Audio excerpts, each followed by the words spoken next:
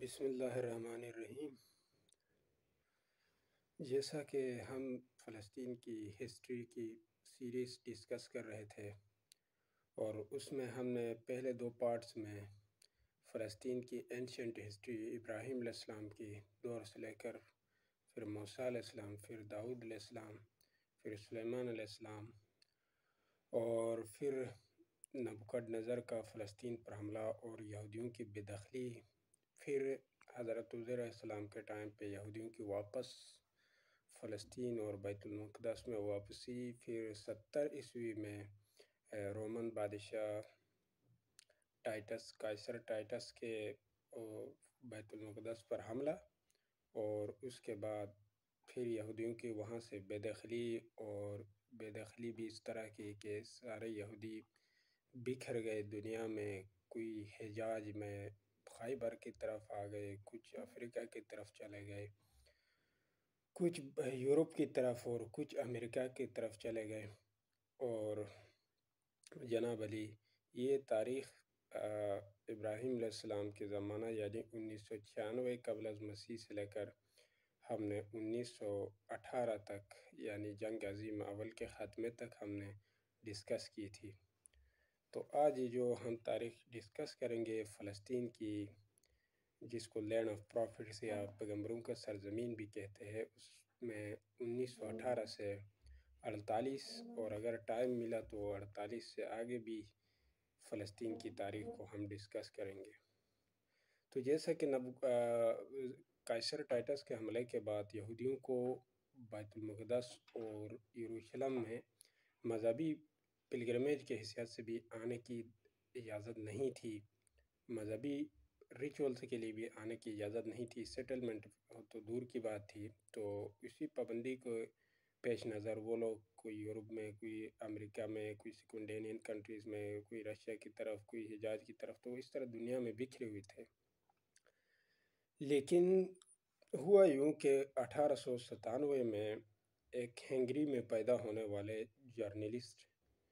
تھیوڈر Herzl, جو مذہب کے اعتبار سے یہودی تھے، اس نے ایک مومنٹ کی بنیاد رکھی، ایک تحریک کی بنیاد رکھی،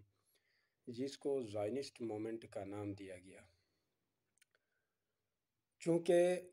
جب سے قیصر ٹائٹس نے یہودیوں کو بے دخل کیا تھا،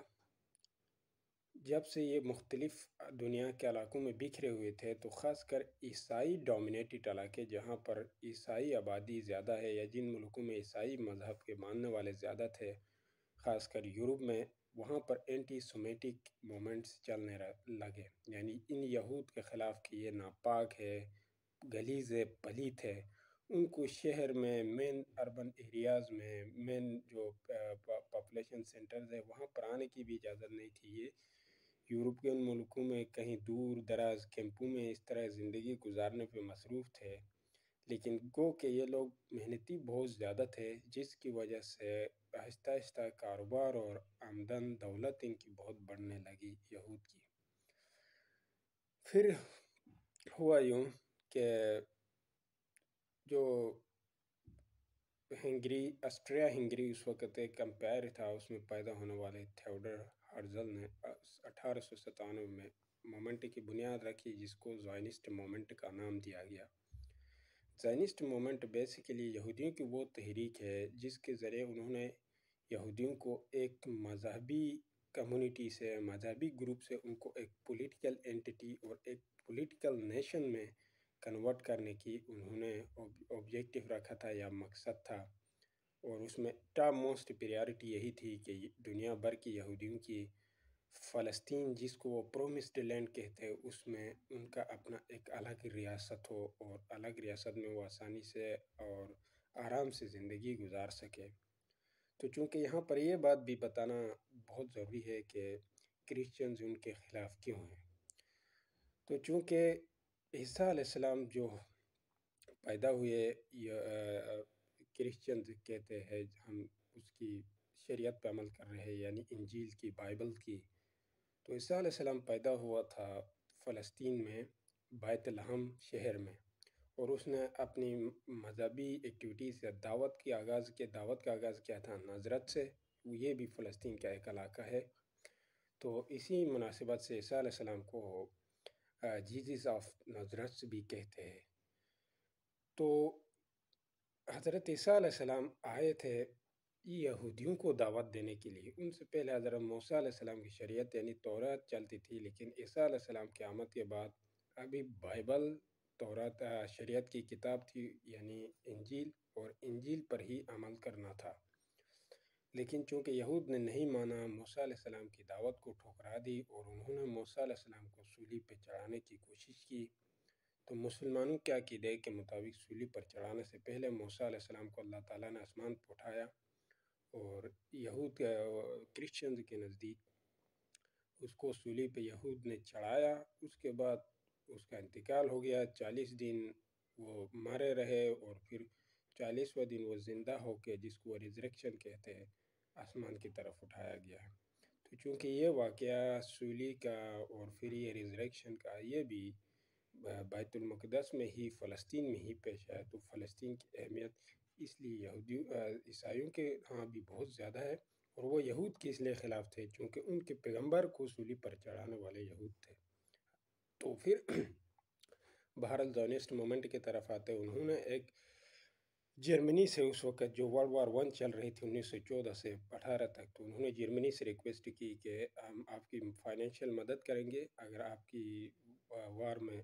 وکٹری ہوتی ہے تو آپ ہمیں ہمارے پرومسڈ لینڈ دے۔ لیکن چونکہ جرمنی نے انکار کیا کہ پرومسڈ لینڈ ان کو دینے کا مطلب یہ تھا کہ اپنا اتحادی سلطنت عثمانیہ کو ناراض کرنا تھا، کیونکہ وہ اس ناراضگی کو افورڈ نہیں کر سکتا تھا، اس لیے جرمنی نے ان کی بات کو رد کر دی، اور یہ لوگ سیدھا برطانیہ کے پاس پہنچ گئے جو الائڈ پاورز کا حصہ ہے۔ جرمنی اور اوٹومن امپائر اور آسٹریا ہنگری یہ ایکسس پاور یا سینٹرل پاورز کہتے تھے، برطانیہ، فرانس، امریکہ وغیرہ کو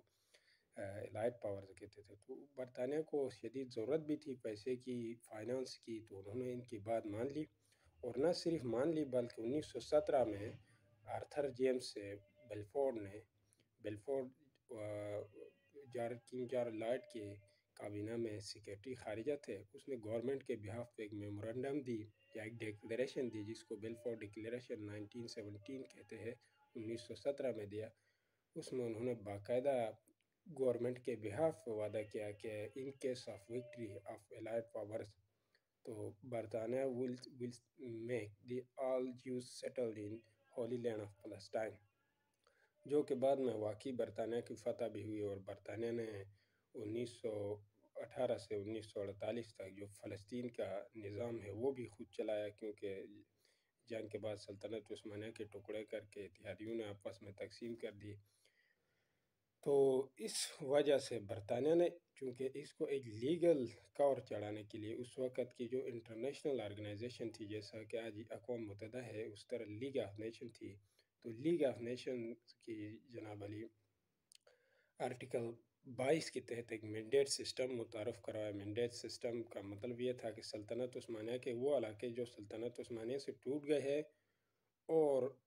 ابھی اپنی حکومت اور نظام ریاست چلانے کے قابل نہیں ہے، تو ان کو الائڈ پاورز یعنی برطانیہ، فرانس، امریکہ وغیرہ ان کی گورننس کریں گے۔ تو اس طرح لیگل کور چڑھا کے برطانیہ نے فلسطین میں مینڈیٹ حاصل کیا یا فلسطین کا کنٹرول حاصل کیا، اور اسی طرح پورے یورپ سے، افریقہ سے اور سیکنڈینین کنٹریز سے سارے یہود ہجرت کر کے آنے لگے فلسطین میں۔ پھر بات آ گئی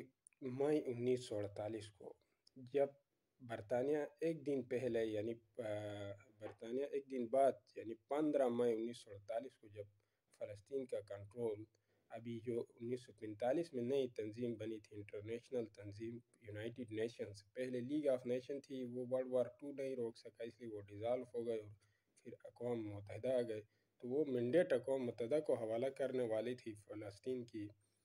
ایک دن پہلے یعنی 14 مئی کو زائونسٹ مومنٹ کا اس وقت کا سربراہ ڈیوڈ بن گورین، جو اسرائیل کا پہلا وزیر اعظم بھی تھا اور بانی بھی تھا، اس نے اسرائیل کی اسٹیبلشمنٹ کا پروکلیمیشن کیا کہ ہم we have established the land for the Jews in the holy land of Palestine. چونکہ یہودی فلسطین کو پرومسڈ لینڈ کہتے ہیں، ان کی جو معاملات کی کتاب ہے یا فقہ کی کتاب جس کو سمجھے، تلمود، اس کے اندر کہتے ہیں اللہ نے وعدہ کیا ہے کہ یہ لینڈ یہودیوں کا ہے اور یہ یہودیوں کو دے گا۔ تو چونکہ اسی طرح زائنسٹ نے یہ ریاست بنائی، وہ زائنسٹ اور اینٹی زائنسٹ دو قسم کے یہودی بھی ہے۔ ایک جو اینٹی زائنسٹ ہے، ان کی عقیدہ ہے کہ بھائی ہم نے خود کوئی اقدام نہیں کرنا ہے یہود کی اپنے ایک ملک بنانے میں، کیونکہ اللہ نے وعدہ کی ہے۔ جب اللہ نے وعدہ کی ہے تو اللہ خود بخود ایسے حالات پیدا کرے گا جس سے ملک بنے گا۔ اگر ہم خود کام کریں گے تو یہ اللہ کے ول یا اللہ کے کام میں مداخلت ہوگی، وائلیشن ہوگی۔ اور جو زائنسٹ کا عقیدہ تھا ان کے نزدیک کہ چاہے سیاسی طاقت کے استعمال سے ہو، پولیٹیکل پاور کے استعمال سے ہو، اکنامکس کے استعمال سے ہو یا ملیٹریلی ہو، جو بھی ہو، مطلب فلسطین بنانا ہے۔ تو بہرحال 14 مئی 1948 کو ڈیوڈ بن گورین نے اعلان کیا اسٹیٹ آف اسرائیل کی اسٹیبلشمنٹ کا، تو عربوں نے ریزسٹ کی۔ 48 میں ہی فلسطینیوں اور اسرائیلیوں کے درمیان یعنی یہود کے درمیان جنگ ہوئی، لیکن چونکہ یہود ایک تو بہت ویل آف تھے، امیر تھے، ان کی جو ملیٹری ملیشیاز تھی وہ بہت ٹرین تھی، انہوں نے شکست دی۔ پھر 67 میں 6 روزہ جنگ ہوئی فلسطینیوں یعنی Arabs, not only Palestinians but Jordanians, Syrians, Egyptians، تمام جو اسرائیل کے ارد گرد کنٹریز ہے انہوں نے حملہ کر دیا، اور 6 روزہ جنگ میں اسرائیل نے پھر ان کو شکست دی۔ اس کے بعد جو اینٹی زائنسٹ تھے ان کا بھی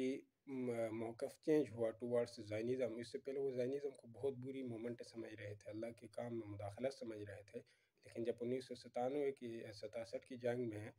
انہی زائنسٹ والوں نے، کیونکہ اسرائیل بنائے زائنسٹ مومنٹ والے یہودیوں نے بنایا تھا، تو جب انہوں نے شام سے گولان ہائٹ سے چھین لی، جارڈن سے مشرقی بیت المقدس چھین لیا،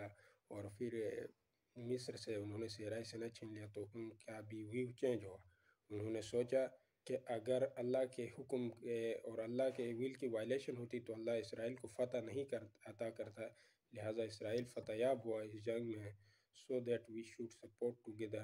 to the Zionists till the establishment of greater Israel and the third temple، کیونکہ الٹیمیٹ یہودیوں کا جو مذہبی مقصد ہے وہ تیسری ٹیمپل یا تیسرے ہیکل سلیمانی کی تعمیر ہے۔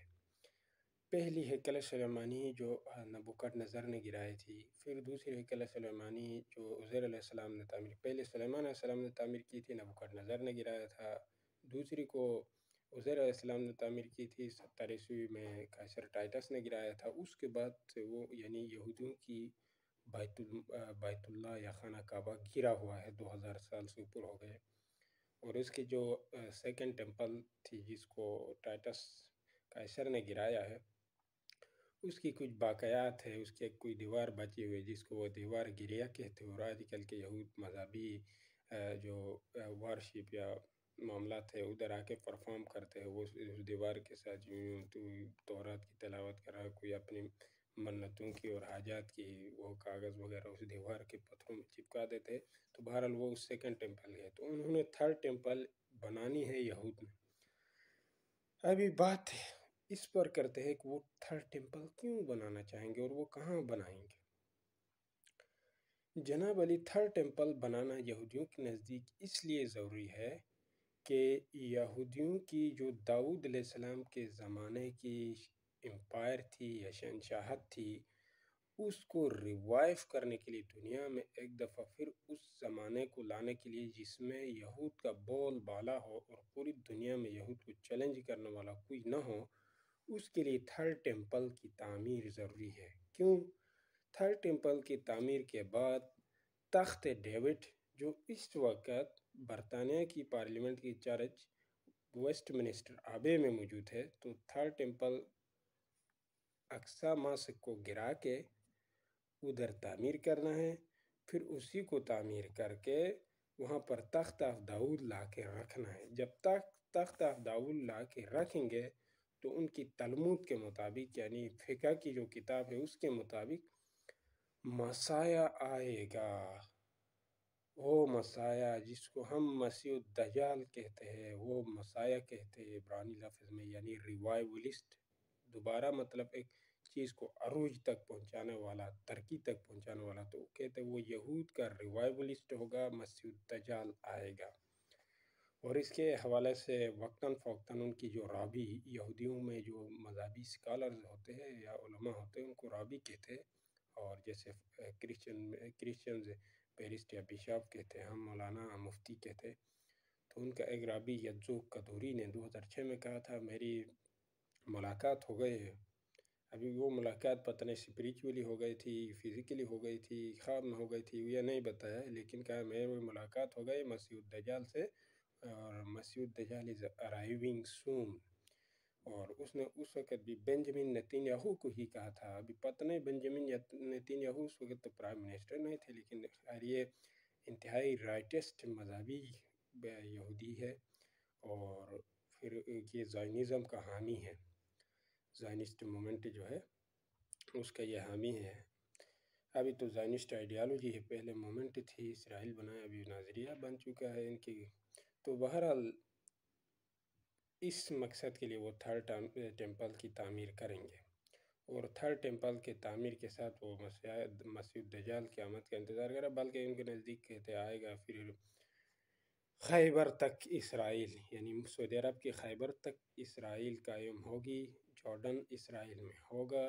سیریا فلسطین کے اندر آئے گا، مطلب فلسطین کے حصہ بنے گا، مصر کا صحرائے سینا فلسطین کے حصہ بنے گا، کوئی دنیا میں یہود کو پوچھنے والا نہیں ہوگا۔ تو خیر یہ تو ان کی